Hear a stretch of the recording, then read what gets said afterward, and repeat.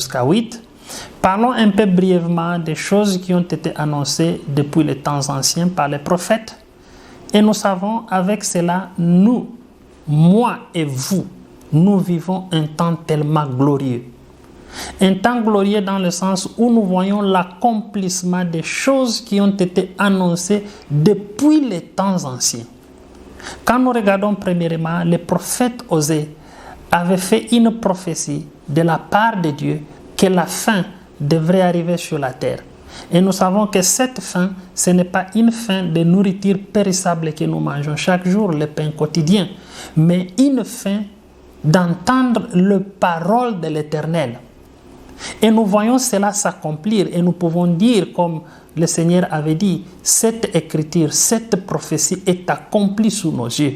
Parce que quand nous voyons toutes ces doctrines qui sont contraires à la doctrine de Christ, toutes ces interprétations qui tordent le sens et la vérité des Écritures, toutes ces déclarations qui sont contraires à la parole de Christ, augmentent la faim sur la terre. Et nous voyons les gens qui errent de gauche à droite, les gens qui sont perturbés. Pourquoi? Parce que les paroles de l'Éternel sont devenues tellement rares. Mais nous savons, comme cela était arrivé au temps d'Élie, où la confusion était tellement grande à cause de Dieu Baal qui a été introduit par Jézabel, Jézabel au milieu des enfants d'Israël. Dieu s'était gardé une portion, un reste qui n'avait pas fléchi les genoux devant Dieu Baal.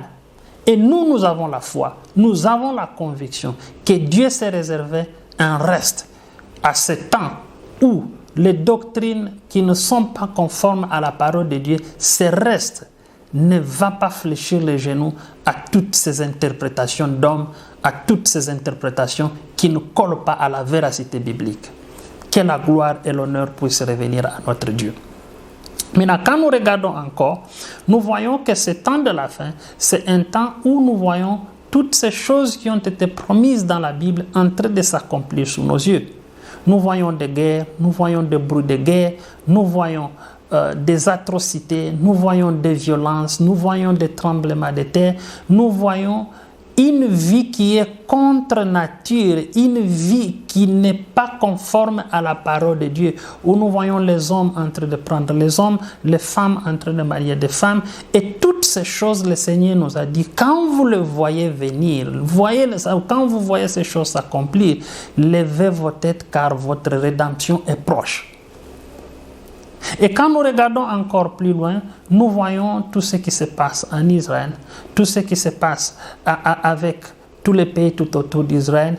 Toutes ces choses démontrent clairement que le retour de l'époux, le retour de Jésus-Christ est si proche. Et maintenant, avec cela, nous savons, malgré toutes ces choses qui sont en train d'arriver, malgré l'accomplissement de toutes ces écritures et prophéties bibliques, mais Christ est en train d'achever son œuvre de préparation de l'épouse, cette épouse qui sera semblable à lui, l'époux parole. Et il est en train de préparer cette épouse, non avec les paroles des hommes, non avec les interprétations des hommes, mais avec sa parole pure. C'est pourquoi, bien-aimé, il est écrit dans Éphésiens chapitre 5 au verset 27. Nous pouvons lire ça rapidement dans le nom du Seigneur Jésus-Christ. Éphésiens chapitre 5. On est dans Éphésiens chapitre 5. On va au verset 27. Il est dit ceci. Au verset 27. On commence même au verset 26. Afin de la sanctifier par la parole, après l'avoir purifiée par les baptêmes d'eau.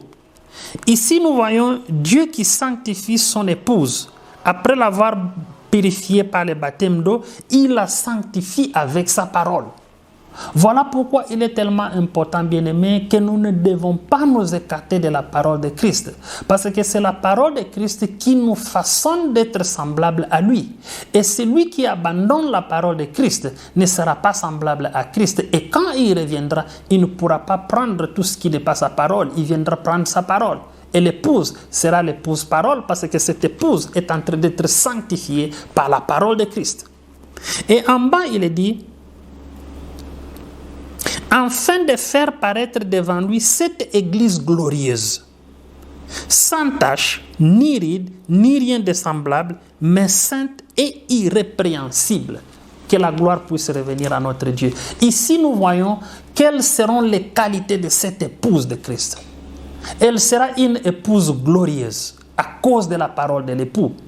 Elle sera une épouse sans tache, ni ride, ni rien de semblable. Une épouse, une église glorieuse, sainte et irrépréhensible. Que la gloire puisse revenir à notre Dieu. C'est pourquoi, bien-aimés, demeurons fermes à la parole de Dieu. Tenons ferme à la parole de Dieu. Ne nous laissons pas égarer de cette parole. Celui qui se garde de la parole de Christ ne verra pas sa seconde venue.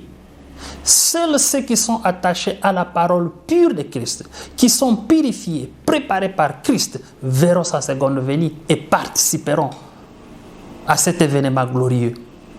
Mais maintenant, si nous regardons encore un peu rapidement dans Apocalypse chapitre 19, qu'est-ce qui est dit? Apocalypse chapitre 19, nous allons au verset 7. Il est dit ceci. Apocalypse chapitre 19, il est dit ceci, au verset 7 jusqu'à 9. Il est dit, réjouissons-nous et soyons dans l'allégresse et donnons-lui gloire, car les noces de l'agneau sont venues et son épouse s'est préparée. Alléluia, que la gloire revienne à notre Dieu. Ici, nous voyons cette épouse. Ce n'est pas une épouse qui dort.